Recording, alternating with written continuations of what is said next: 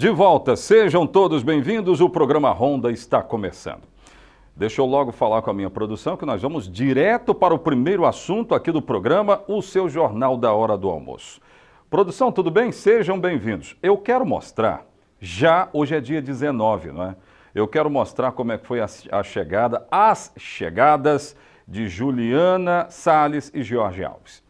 Você se lembra que há alguns dias atrás, eu falei que no dia 19 aconteceria uma audiência muito esperada no caso da morte dos garotos Cauã e Joaquim. Caso emblemático, né? Mas não mostra agora não, produção, que eu quero mostrar isso com áudio. Pode voltar aqui para mim.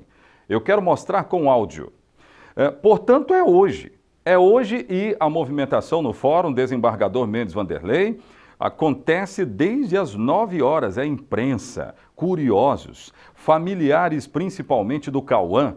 Se não estou enganado, teve lá o pai do Cauã de volta aqui à cidade, ele continua na frente do Fórum Desembargador Mendes Vanderlei. É mais uma audiência de cunho extremamente importante. Sabe por quê? Porque hoje, finalmente, Jorge Alves e Juliana Salles vão falar. Aí tem aquela expectativa. O que é que eles vão falar, hein? O que é que eles vão falar, em produção?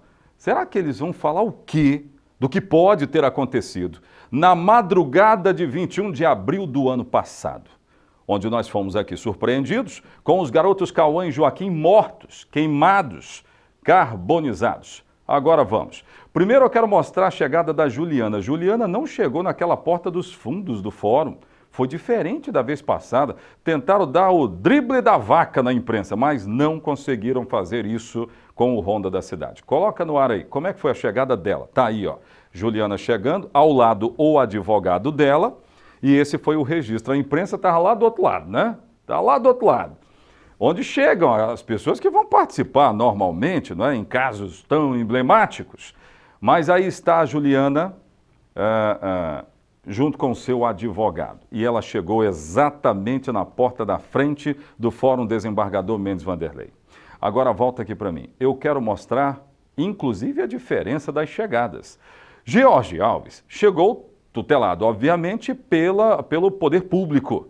Ele chegou numa viatura da Sejus, a Secretaria de Justiça, que cuida das causas penitenciárias e que tem a obrigação de remover os presos quando tem essas audiências. Coloca aí, e eu quero com áudio. Põe no ar. Seu vagabundo, filha da puta, seu desgraçado, seu demônio, seu satanás, sua desgraça, você vai morrer na cadeia, sua desgraça, você vai morrer na cadeia, sua desgraça, seu demônio, seu satanás, o juiz vai te matar, sua desgraça, você tá fudido, seu filho da puta, seu demônio que se ferra, sua desgraça, seu satanás, seu satanás, seu demônio!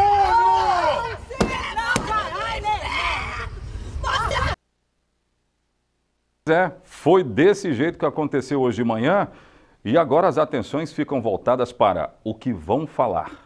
Será que eles vão falar o quê? Coloca de novo essa imagem que eu quero registrar, que o pai do Cauã, que é o mais velho, ele se mostra, obviamente, revoltadíssimo. Claro, obviamente, o cara perdeu um filho. Coloca a imagem para mim, produção, de novo.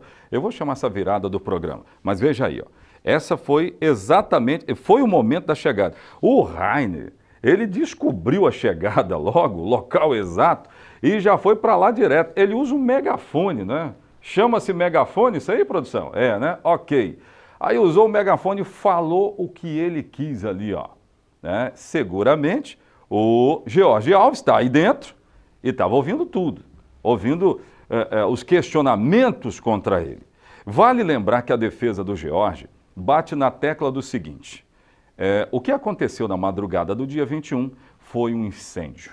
A morte teria sido motivada, portanto, por um acidente. Será?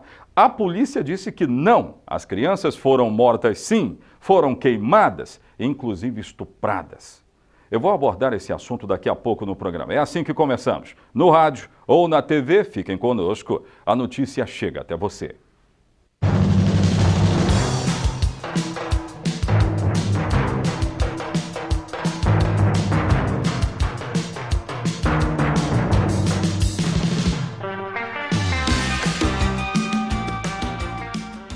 Mas não foi só isso não. A avó do Cauã também falou conosco, algumas pessoas na frente do Fórum Desembargador Mendes Vanderlei, para acompanhar as chegadas, inclusive as expectativas que giram em torno desta audiência.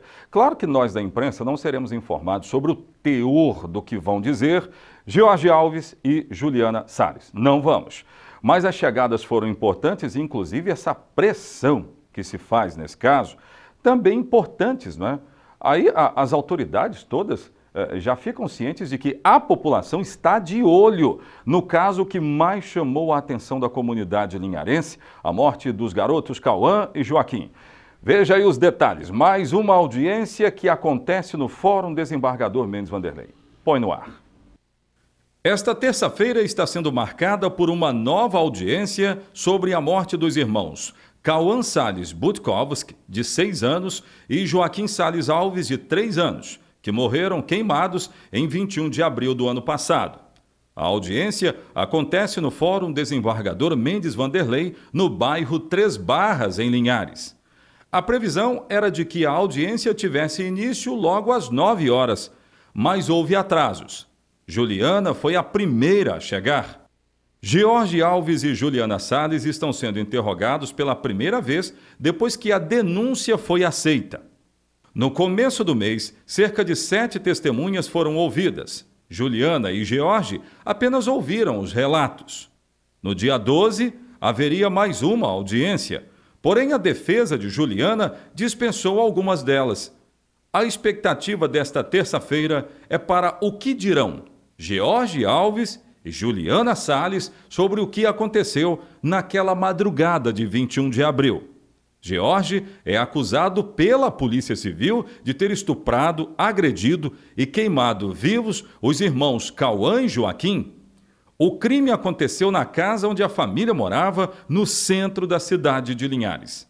Na ocasião, Juliana estava em Minas Gerais, onde participava de um congresso de dança profética da igreja em que ela fazia parte. Apesar de não estar em casa quando as crianças foram mortas, Juliana foi indiciada pelo Ministério Público do Estado por conduta omissa. Para a promotoria, a pastora sabia dos riscos de deixar os meninos com George. Ela chegou a ser presa em 2 ocasiões, mas conseguiu novo mandado de soltura no último dia 30. Desta vez, a Justiça determinou diversas regras. Ela não pode, por exemplo, sair de Linhares, domicílio onde tudo aconteceu. Do lado de fora do Fórum Desembargador Mendes Vanderlei, manifestações de parentes dos garotos que morreram na tragédia. Sim, muita revolta. Agora chegou o pilantra, safado, que está sob segurança da justiça, né? A Juliana também estava sob segurança da justiça, ela estava bem. Agora aqui fora não está bem, não. Esse crime foi o pior crime do nosso estado, infelizmente. Nem repercussão deixaram de ter fora do nosso estado, tá?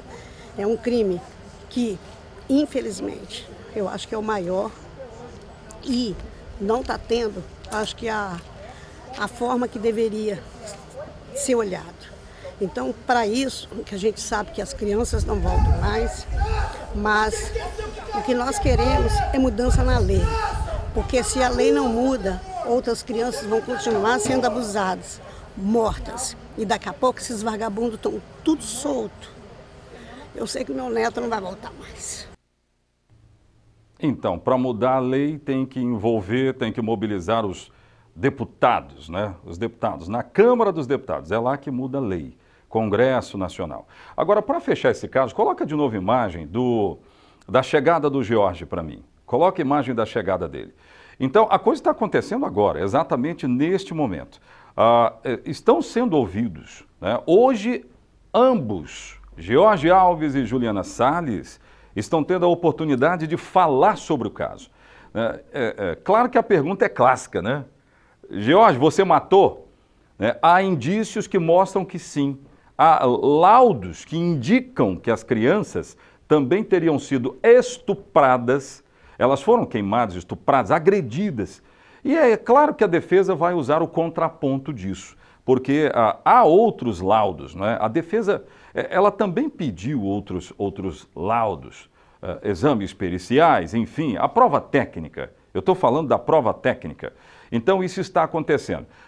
nós, mais uma vez eu vou repetir, a imprensa, neste momento, não vai ter informações via judicial, por vias judiciais, sobre o conteúdo do que eles vão dizer nessa audiência. Mas era muito esperada, né? Era muito esperada. Me parece, eu tenho a impressão aqui que a coisa ela está girando meio que a favor da Juliana. E eu vou dizer por quê. Primeiro que ela está de habeas corpus. Coloque mais da Juliana para mim enquanto eu falo dela. Ela chegou pela porta da frente, eu vou repetir. Primeiro que ela está de habeas corpus. Segundo que o Ministério Público se baseou na omissão. Mas para ela estar de habeas corpus, eu estou entendendo que essa tese do MP, até que haja um fato novo, ela vem perdendo força. Né? Essa história da omissão, bater na omissão, porque ela está de habeas corpus. Né? Não seria de qualquer maneira que um desembargador, ele vai conceder habeas corpus assim, principalmente num caso desse, num caso tão emblemático. Inclusive, no dia 12, haveria uma outra audiência.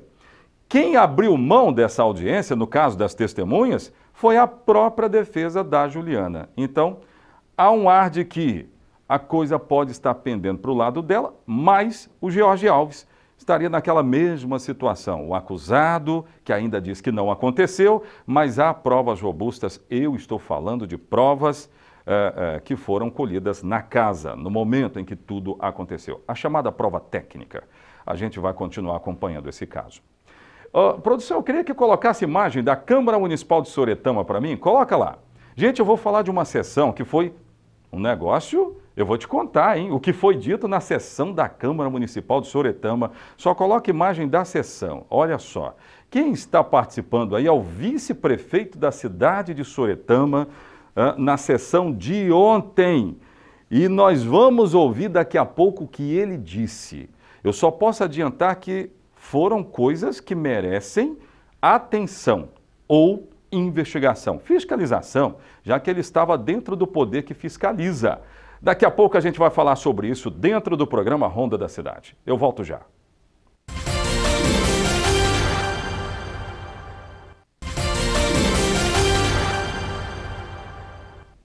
Bom, vamos trazer informações? Produção, eu agora quero trazer o caso de Soretama. Gente, ontem na sessão da Câmara Municipal de Soretama participou o vice-prefeito. Coloca a imagem dele lá para mim. Ele participou. A convite, claro, porque é uma autoridade constituída, então ele tem essa prerrogativa, ele pode. Ele pode utilizar-se da Câmara Municipal. E assim o fez. O nome dele é Agnaldo Machado, uma pessoa muito benquista lá em Soretama. Mas o detalhe foi o que ele disse. Tem imagem aí? Se tiver, coloca lá. O detalhe foi o que ele disse. Ele começa dizendo que fez um desabafo, né? Ele fez um desabafo, em tom de desabafo.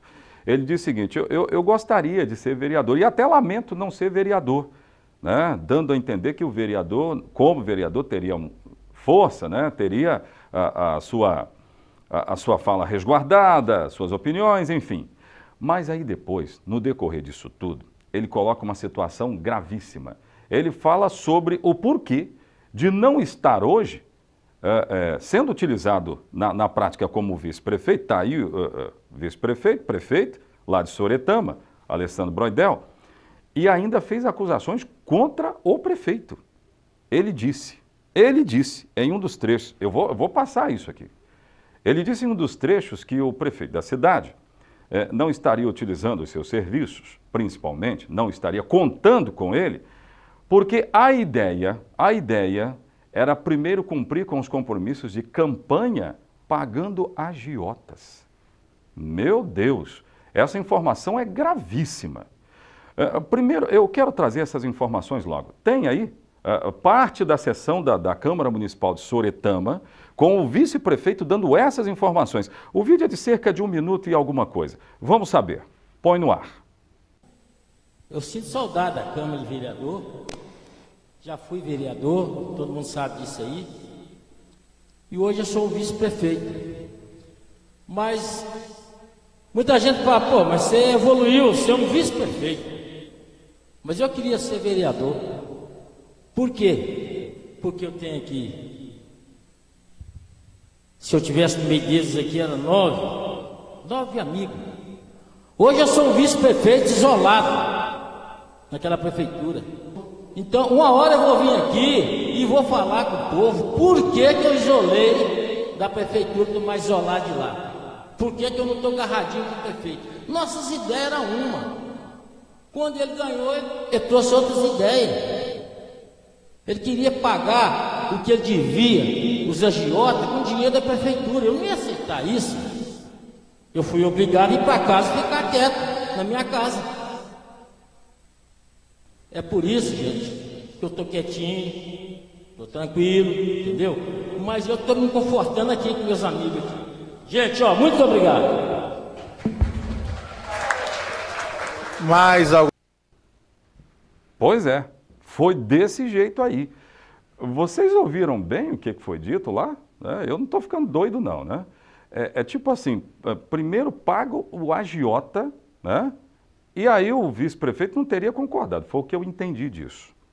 Bom, diante de acusações tão graves, nós procuramos os vereadores, até porque isso foi dito oficialmente, está registrado na Câmara Municipal e os vereadores têm a tarefa de fiscalizar o município. Nós ouvimos 2 vereadores, né? E eles disseram isso aqui. Ó. Primeiro vamos começar, quem falou conosco foi a vereadora Jaqueline. Ela deu essas informações aqui diante das acusações graves. Põe no ar.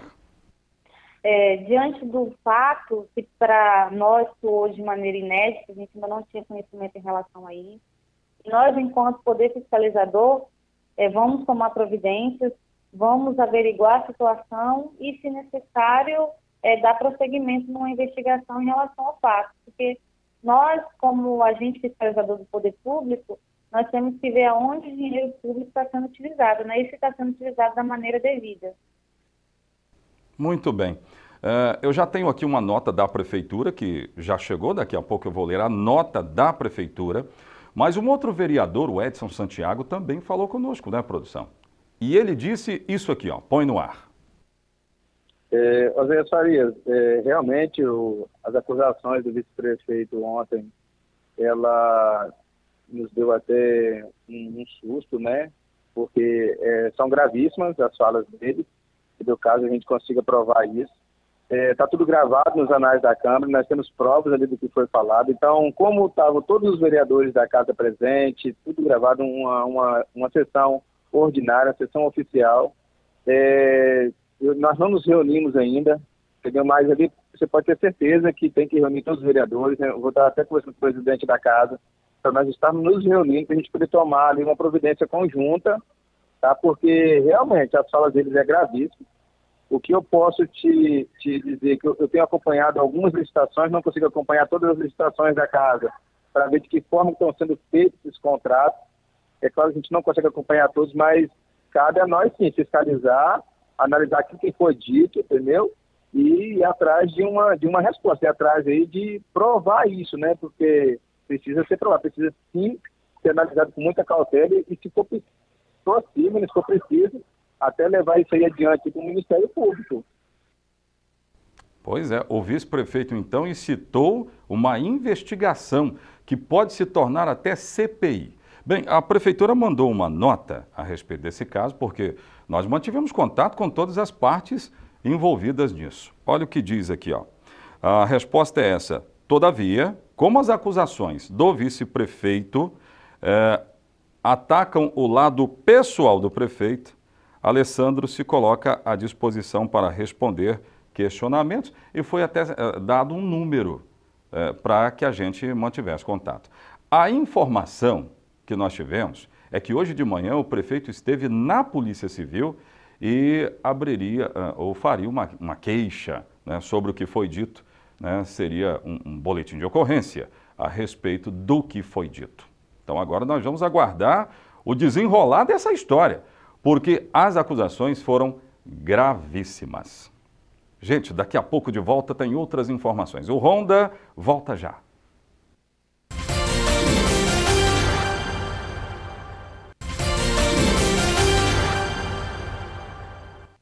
É isso, o programa Ronda está de volta. Gente, deixa eu falar do Pontal do Ipiranga. Pontal do Ipiranga, ó, com muitas pessoas nesse último final de semana, e eu quero mostrar uma atração que foi belíssima. Coloca no ar para mim. Gente, deu muita gente o show desse rapaz, Elias Wagner, que eu gosto demais, eu tenho um carinho muito grande pelo Elias Wagner, e esse foi o maior público do Pontal do Ipiranga. A confirmação foi dada pela própria prefeitura, né?